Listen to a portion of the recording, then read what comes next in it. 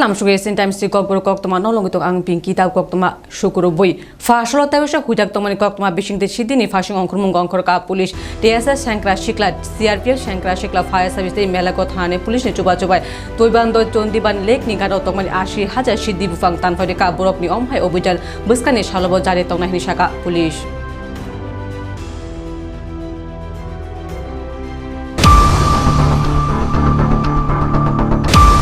Farsala thina kejam MLA Suroji Dotoni Puila Thimasal Nahar Muga Borom Yafarmen Panda Khajaga Satramnagar Mondol Tangnagar Ganagane 35 nong Puro Ward ni Shaktor Oshale Panda Kuri Lukroni Bishong Ridok Yafarka o Borom Yafarmen Panda Faimanjafeka Satramnagar Bidarshaban MLA Deepak Mojumdar Logi Kubunro সবাই তথা আপনাদের এই এলাকার যিনি নির্বাচিত প্রতিনিধি আগরতলা পৌর নিগমের MIC সদস্য শ্রী তুষারকান্তি ভট্টাচার্য বিস্তৃতভাবে আজকের এই অনুষ্ঠানের বিষয় আপনাদের তুলে ধরেছেন। কাজে বিষয়টা আমি যাচ্ছি না, এখানে আমাদের মণ্ডল সভাপতিকে আমি ধন্যবাদ জানাই। উনি নবনিযুক্ত মণ্ডল সভাপতি হয়েছেন, কিন্তু উনি খুব সুন্দরভাবে আজকের অনুষ্ঠানটা সমস্ত জায়গায় আয়োজন করে সমস্ত প্রতি। তো আমি বলবো যে সুরঙ্গ বা সুরজিৎ দত্ত সম্বন্ধে বিশেষ বলার আমার নেই, এই কারণে আপনারা প্রত্যেকেই ওনার সঙ্গে কোনো না কোনোভাবে জড়িত ছিলেন। উনি এমন একজন মানুষ ছিলেন যে প্রতিটি বাড়ির খবর রাখতেন, প্রতিটি বাড়ির মানুষের সঙ্গে ওনার একটা নিবিড় আত্মিক যোগাযোগ ছিল। কাজে সুরজিৎ দত্ত ব্যক্তিগতভাবে বা দৈহিকভাবে চলে গেছেন, কিন্তু আমরা মানসিকভাবে একটু মনে করি যে সোনুদা এখন আমাদের পাশে আছেন। তো আমিও এই এলাকার বিধায়ক, ওনার আশীর্বাদ বা ওনার সঙ্গে যারা ছিলেন তারা আমাকে আশীর্বাদ করেছেন, কাজ করার সুযোগ দিয়েছেন রামনগরে। আমি সুরজিৎ দত্তের বা সোনুদার দেখানো পথেই বা সোনুদার যে অসমাপ্ত কাজগুলি ছিল বা ওনার যে আশা ছিল যে কাজগুলি রামনগরবাসীর জন্য করে যাবেন, সেগুলি অনেক সময় উনি আমার সঙ্গে আলোচনা করতেন। আমার সঙ্গে ওনার প্রতিদিনই প্রায় দেখা হতো। আমি বলবো আমার সঙ্গে একটা খুব ভালো সম্পর্ক ছিল, শুধু রাজনৈতিক নয়, আমি বলবো পারিবারিক সম্পর্ক ওনাদের সঙ্গে আমার ছিল এবং আছে, আগামী দিনও থাকবে। আর এই সুরজিৎ দত্তের দেখানো পথেই আমরা এই কাজগুলি আমি করে যাব, সকলকে নিয়ে আপনাদেরকে নিয়ে। আপনারা যারা সুরজিৎ দত্তের সঙ্গে ছিলেন বা সুরজিৎ আপনাদের সঙ্গে ছিল, কাজে বিষয়টা এরকম। আজকের এই শ্রদ্ধাঞ্জলি অনুষ্ঠানে এখানে ভারত বিকাশ পরিষদের পক্ষ থেকে যারা এসেছেন তাদেরকেও আমি ধন্যবাদ জানাই, কারণ আমরা নির্ধারিত কিছু প্রোগ্রাম ছিল আমাদের। আপনারা জানেন আগরতলা পৌর নিগমের আপনাদের আশীর্বাদে আমরা 2021 সালে 8ই ডিসেম্বর আমরা দায়িত্ব গ্রহণ করেছিলাম। তারপর আগরতলাকে নতুনভাবে সাজানোর জন্য আমরা নিকাশি ব্যবস্থা, পানীয় জলের ব্যবস্থা, রাস্তাঘাট, নির্মাণ, বিদ্যুতের ব্যবস্থা, প্রকৃতভাবে আগরতলা শহরকে পরিবর্তন আমরা একটা করতে পেরেছি গত 3 বছরের মাধ্যমে। সেক্ষেত্রে আমাদের কর্পোরেটররা যথেষ্ট পরিশ্রম করেছেন, আপনাদের সঙ্গে নিয়ে আপনাদের সঙ্গে আলোচনা করে এই এলাকার সমস্যা সম্বন্ধে অবহিত হয়ে উপলব্ধ হয়ে সমস্যার সমাধানে তারা চেষ্টা করেছেন, করবেন আগামী 3 বছর। তো যাই পূর্ব নির্ধারিত যে অনুষ্ঠান ছিল, যেহেতু আমাদের ভারতবর্ষের প্রয়াত প্রধানমন্ত্রী ডক্টর মনমোহন সিংয়ের অকাল প্রয়াণে আমরা সারা দেশে রাষ্ট্রীয় শোক পালন করার কথা ঘোষণা করেছেন কেন্দ্রীয় সরকার। আমরা শ্রদ্ধার সহিত ওনাকে স্মরণ করে আজকে সরকারি প্রোগ্রামটা আমরা বন্ধ করেছি, কিন্তু সুরজিৎ দত্তের যে স্মরণাঞ্জলি প্রোগ্রাম সেটা আজকে থাকবে। এরপরেই আমাদের সুরজিৎ দত্তের শ্রদ্ধা জানিয়েছেন যারা, এবং তাদেরকে আমি বলবো আজকে বিকেল 4 ঘটিকায় স্থানীয় বিজয় কুমার বালিকা বিদ্যালয়ে সুরজিৎ দত্তের স্মরণ সভা হবে। যারা সুরজিৎ দত্তের সঙ্গে ছিলেন বা সুরজিৎ দত্ত যাদের সঙ্গে থাকতেন, প্রত্যেকে বলবো সেই স্মরণ সভায় গিয়ে আপনাদের যে কিছু স্মৃতিচারণা করবেন, তবে আমাদের মনে কিছুটা শান্তি পাবো। বিধায়ক আমাদের সঙ্গে নেই, কিন্তু ওনাকে আমরা শ্রদ্ধার মাধ্যমে আমাদের কাছে রাখবো অন্তরে, এটা আমাদের বিশ্বাস। আজকের এখানে বস্ত্র বিতরণ করা হবে, তারপরে দরিদ্র উন্নয়ন সেবা করা হবে, বিভিন্ন কর্মসূচির মাধ্যমে সুরজিৎ দত্তের অকাল প্রয়াণ যেটা হয়েছে শ্রদ্ধাঞ্জলি বা স্মরণাঞ্জলি প্রোগ্রাম আমরা করবো। আমি আবারও আজকের অনুষ্ঠানে যারা এসছেন তাদেরকে অনেক অনেক ধন্যবাদ, শুভেচ্ছা এবং কৃতজ্ঞতা প্রকাশ করছি। ভারতবর্ষ নিগজা মন্ত্রীবকর অটল বিহারী বাজপেয়ী ফিল সারা আচেমা সান্নডগে ভারতীয় জনতা পার্টি দলনি শাক্তরবাই খোয়াইনি লালছড়া আমচায় প্রবীণ নাগরিকন সংবোধনতে রিটক ইয়াফরে পান্ডা খাজাকা ও পান্ডা ফাইমানজাফেকা বিজেপি ত্রিপুরা প্রদেশ তাংফাং অমিত্র কিত বনকারী ফাইমানজাফেকা খোয়াই হাঙ্কর আচুফাং এবা MLA পিনাকি দাস চৌধুরী খোয়াই পুর পরিষদনি চেয়ারপারসন দেবাশিস নাথ শর্মা বিজেপি খোয়াই হাঙ্কনি তাংফাং সমীর কুমার দাস মন্ডল প্রেসিডেন্ট অনুকূল দাস আকর্ষণ ও সালো লালছড়া আমচানি খরকচিবা প্রবীণ নাগরিকন সংবোধন রেখা অবনকারী আমচানি গরি লুকরংনি বিষয় রিডক ইয়াফর জাখা। আজকে আমরা নাম দিয়েছি অনুষ্ঠানের প্রবীণ নাগরিক সম্বর্ধনা, কিন্তু এর পেছনে কারণ হলো আমাদের দলের যে প্রাণ পুরুষ শ্রী অটল বিহারী বাজপেয়ীজি, উনার জন্মতিথি গেছে 25 ডিসেম্বর। আর উনার এটা 100তম জন্মদিবস, মানে শতবার্ষিকী, সেন্টিনারি। এই সেন্টিনারি উপলক্ষে আমরা 1 বছরের কর্মসূচি হাতে নিয়েছি। আমরা প্রত্যেকটা প্রত্যন্ত অঞ্চলে যাচ্ছি, শহরের প্রত্যেকটা বস্তি অঞ্চলে যাচ্ছি, মানুষের কাছে পৌঁছচ্ছি একটা আউটরিচ প্রোগ্রামের মতো। অটল বিহারী বাজপেয়ী উনার আর পরিচয়ের লাগে না, প্রত্যেকটা মানুষ উনার সম্বন্ধে জানেন। আজকে গ্রামে গঞ্জে যে প্রধানমন্ত্রী সড়ক যোজনা চলছে, যে প্রত্যেকটা গ্রামের সঙ্গে শহরের যে কানেক্টিভিটি, এটা উনারই দেয়া। আজকে ভারত পৃথিবীর মধ্যে যে একটা সশক্ত জায়গায় পৌঁছেছে, সেটা শুরুয়াতও উনারই করা। আজকে উনার পথ ধরে এগিয়ে গিয়েই ভারত বিশ্বের মধ্যে সবচেয়ে বড় অর্থনীতির মধ্যে গিয়ে পৌঁছেছে, সব উনারই দেওয়া।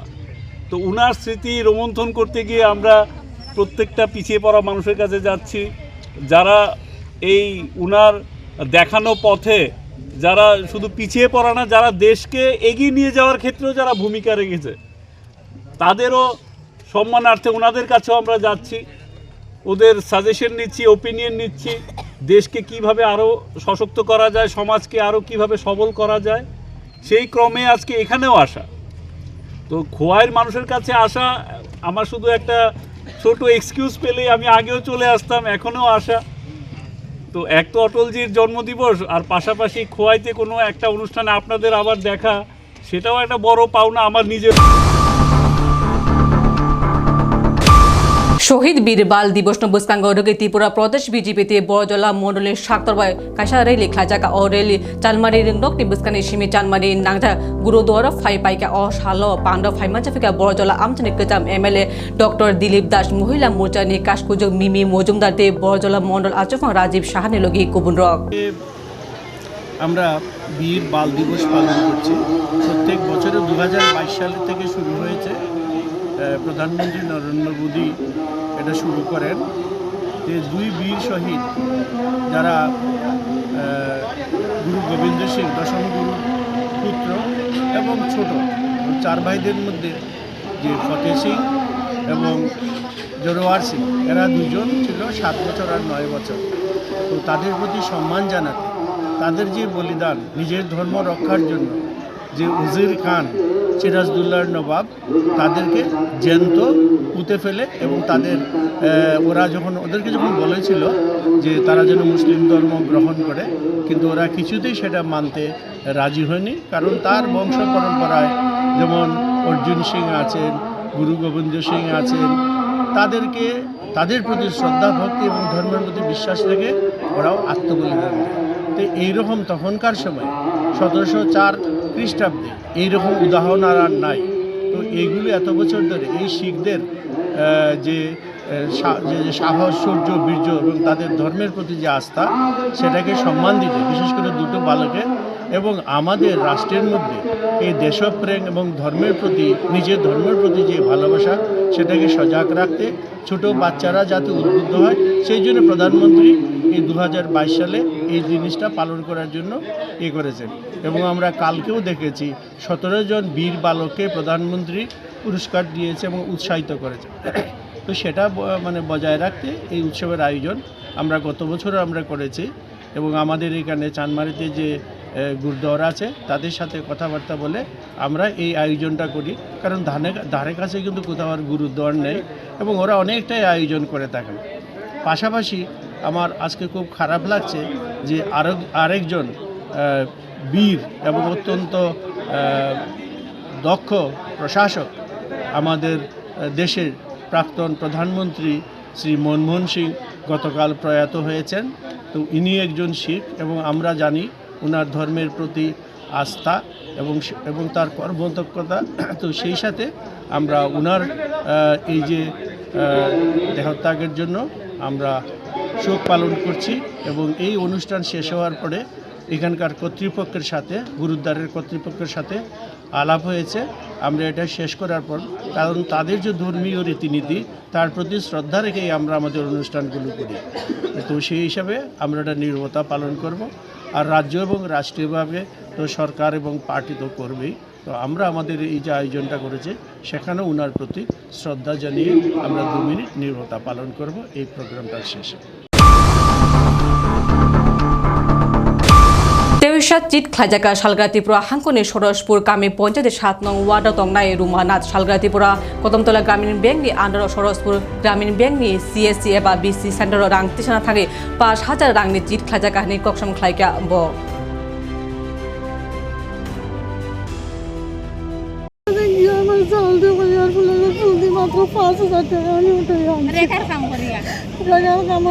এটা কিটা শুনুন ও দিদি দিদি দিদি ও দিদি ও দিদি ওদিকে চাইন শুনুন এটা কিটা আপনার কিটা অ্যাকাউন্ট এটা গ্রামীণ ব্যাংকের অ্যাকাউন্ট টাকা উঠেছি 6 যদি এই টাকাগুলো নিয়ে আমার কত টাকা আছিল টাকা আছিল টোটাল আমার 12,000 টাকা।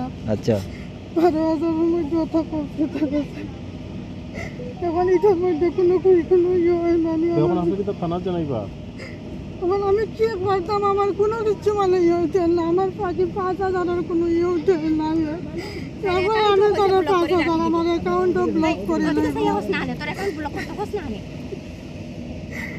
আমার অ্যাকাউন্ট ব্লক করতে কি নাম আপনার? তার নাম কো আচ্ছা কান্নাকাটি করেন না হইছে বই কই আপনার বই কই আপনার নাম কি তাগো রুমানাথ আমার বই ব্লক করতো কোন ইয়ে চাইতাম আমি তারা দেখতে পারবো আমি চাইতে চাইতাম কে তার বাপেও কর। আচ্ছা কান্নাকাটি করেন না আপনার নাম রুমানাথ নানি স্বামীর নাম? স্বামীর নাম কিরণনাথ। আমার স্বামী দেবেন বাইরে থাকে ওখান থেকে বহুত পরিশ্রম করে টাকা ট্রেন পাঠান অনেক দিতে ভালো ভালো কিরণনাথ কিরণ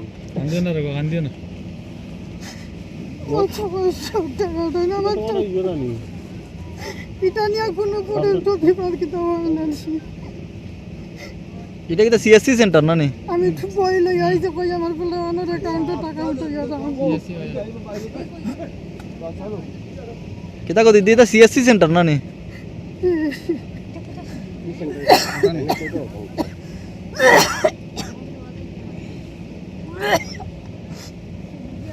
আপনার কোন কোন নাম? সরসপুর কত নম্বর ওয়ার্ড 7 নম্বর। টোটাল কত টাকা আছে অ্যাকাউন্ট টোটাল আছিল 12,000 তুলছেন কত হাজার প্রথম তুলছি আমি 5,000 প্রথম আপনার হিসাবে কত রইতো তারপরে রইতো তোমার হিসাবে 7,000 এখন আজকে আইয়া সালে কিটা হয় আজকে আইয়া চাললে পর আমি 10,000 বলে উঠাইয়া নিছি সেদিন মানে হে কইতাছে 10,000 নিছেন কি আর আপনি নিছেন 5,000 আমি নিছি 5,000 12 তারিখ কয়টা তুলছেন টাকা? 12 তারিখ সন্ধ্যা 6:30 এখানে এর আগে তুলছেন নি? এর আগেও তার লগে প্রচুর লেনদেন হয়েছে টাকা উঠাইছিও নিছিও কতদিন থেকে? ওই 2-3 বছর থাকি ওরম তার বাবু বাইরা টাকা তো এর আগে এরকম হয়েছে নি? না এর আগে কোনোদিন ওইরকম করছে না। আর প্রায় দিন আমার কয় তুমি একটা ইন্স্যুরেন্স করো নাম কি তার? চয়ন কে গো আমি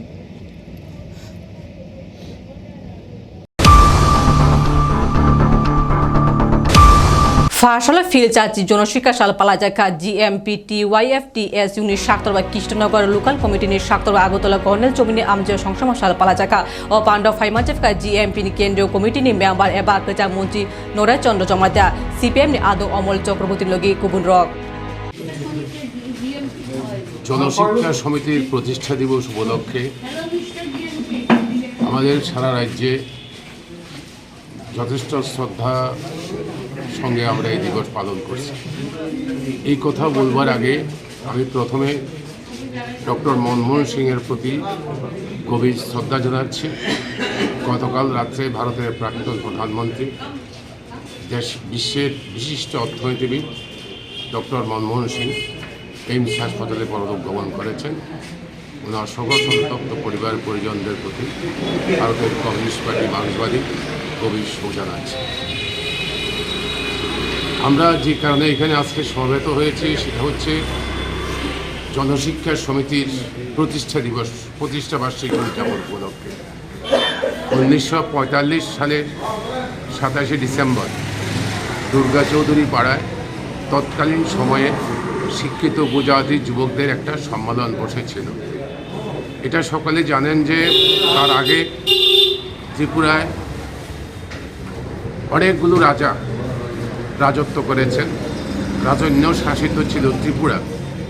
এই রাজন্য শাসনে ত্রিপুরার মানুষের শিক্ষা, খাদ্য, বাসস্থান, একটা মানুষের ন্যূনতম প্রয়োজন, যা একটা জাতির জাতিসত্তা বিকাশের জন্য যা অপরিহার্য, শিক্ষা দারুণভাবে অবহেলিত ছিল। এবং রাজন্য শাসনে ত্রিপুরাতে উপজাতি সমাজে শিক্ষার কোনো ব্যবস্থা ছিল না, কোনো স্কুল ছিল না, কোনো কলেজ ছিল না, কোথাও তাদের ন্যূনতম শিক্ষার ব্যবস্থা ছিল না। রাজন্য শাসন ছিল ওদের খাজনা আদায় করা, ওদের ট্যাক্স আদায় করা আর শাসন করা। আর রাজন্য শাসনের প্রজাদের উপরে কোনো ব্যবস্থা ছিল না। এই দুর্বিষহ অবস্থায়, কীরকম দুর্বিষহ অবস্থায় সেটা দেখা গেছে ভারতের বর্ষের সঙ্গে ত্রিপুরা যুক্ত হওয়ার পরে 1949 সালের 15ই আগস্ট যুক্ত হয়। তারপরে 1971 সাল অবধি ত্রিপুরা রাজ্যের শিক্ষার হার ছিল 30% মাত্র। কাজেই সহজে যে কোনো মানুষ অনুমান করতে পারবেন রাজন্য শাসনের 1949 সালের 15ই আগস্ট পর্যন্ত 1300 রাজা ত্রিপুরা রাজত্ব করেছেন বলে কথিত আছে। সেই রাজার রাজত্বে ত্রিপুরার শিক্ষা ব্যবস্থা কোথায় ছিল? উপজাতি সমাজের শিক্ষার আলো পৌঁছায়নি, গভীর অতল গহ্বরে তারা নিমজ্জিত ছিল। এরকম অবস্থার মধ্যে দুর্গাচৌমনি পাড়ায় তৎকালীন সময়ে শিক্ষিত কিছু উপজাতি যুবক একটা সম্মেলন করেন। সেই সম্মেলন থেকে সুদন্য দেববর্মাকে সভাপতি করে একটা কমিটি গঠিত হয়, জনশিক্ষা সমিতি। তাদের মূল কাজ হচ্ছে তারা সেই দিন সংকল্পবদ্ধ হন যে ত্রিপুরায় শিক্ষার আলো তারা পৌঁছে দেবেন। অল্প শিক্ষিত সেই সময়ের যুবকরা সংকল্পবদ্ধ হন এবং জনশিক্ষা সমিতি গঠন করেন। জনশিক্ষা সমিতি ওরা বেসরকারি উদ্যোগ, কাজেই ওদের প্রথম কাজ হচ্ছে মানুষের মধ্যে তার জন্য আলোড়ন তৈরি করা। মানুষকে যদি সমবেত করা না যায় তাহলে এই জনশিক্ষা আন্দোলন করা যাবে না। তখন শুধুমাত্র তাদের কাছে লক্ষ্য ছিল তাদের শিক্ষা, বাসস্থান আর অন্য সংস্থানের ব্যবস্থা করা। অন্য কোনো বিষয় তারা তাদের আলোচ্য সূচিতে ছিল না। কিন্তু তৎকালীন সময়ের মহারাজা সেটা বরদাস্ত করতে রাজি না। আর এই জনশিক্ষা সমিতির নেতারা বাড়ি বাড়ি গিয়ে গণজাগরণ তৈরি করেন, কারণ ওরা জানতেন গণজাগরণ ছাড়া এই শিক্ষা আন্দোলন হবে না। মানুষের অংশগ্রহণ ছাড়া শিক্ষা প্রতিষ্ঠা এবং শিক্ষক পাওয়া যাবে না, ছাত্র পাওয়া যাবে না।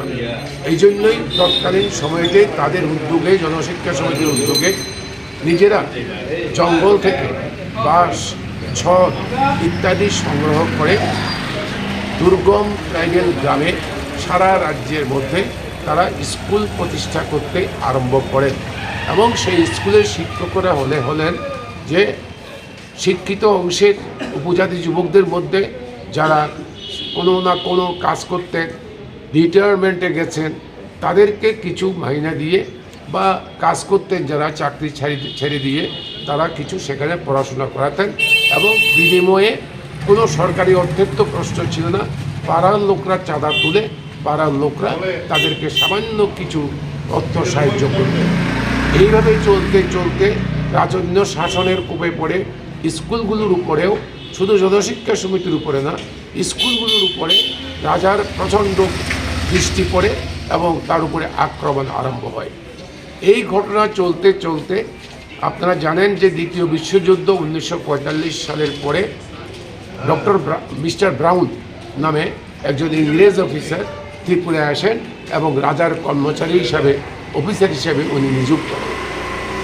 মহারাজা তখন ডক্টর ব্রাউনকে দায়িত্ব দেন যে এই শিক্ষা দপ্তর পরিচালনা করবার জন্য, শিক্ষা আন্দোলন পরিচালনা করার জন্য ওনাকে দায়িত্ব দেন। ডক্টর ব্রাউন, কথা শোনা যাচ্ছে পরস্পর বিভিন্ন লেখার মধ্যে ডক্টর ব্রাউন একটু শিক্ষা অনুরাগী ছিলেন উনি শিক্ষা ক্ষেত্রে যখন দেখলেন কোনো স্কুল টিস্কুলের ব্যবস্থা নেই, প্রাথমিক কোনো শিক্ষার ব্যবস্থা নেই, তখন উনি জনশিক্ষা সমিতির সঙ্গে কথা বললেন এবং জনশিক্ষা সমিতির প্রতিষ্ঠিত 300টা স্কুল ডক্টর ব্রাউন সেগুলোকে স্বীকৃতি দেন সরকারি স্কুল হিসাবে এবং তাতে জনগণের মধ্যে বিরাট উন্মাদনা তৈরি হয়, জনশিক্ষা আন্দোলন সার্থকতায় পর্যবেসিত হয়। এইভাবে রাজন্য শাসনের বিরুদ্ধে লড়াই করতে গিয়ে উপজাতি জনসমাজের চক্ষু উন্মোচন করার ক্ষেত্রে জনশিক্ষা সমিতি বিরাট ভূমিকা পালন করে।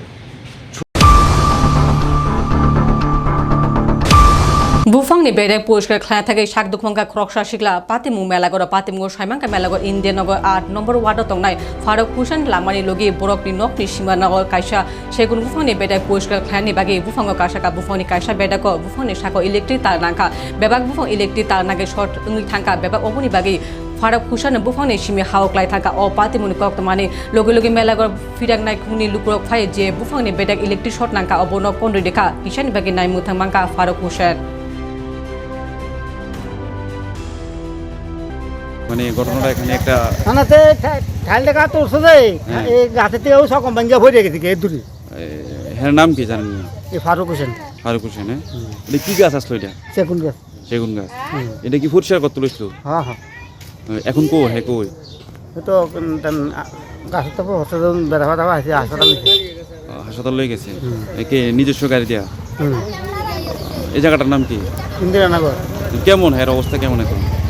এখন একটু ভালোই ভালোই। হ্যাঁ ব্যথাটা তো ভাজে কিছু ঠিক আছে।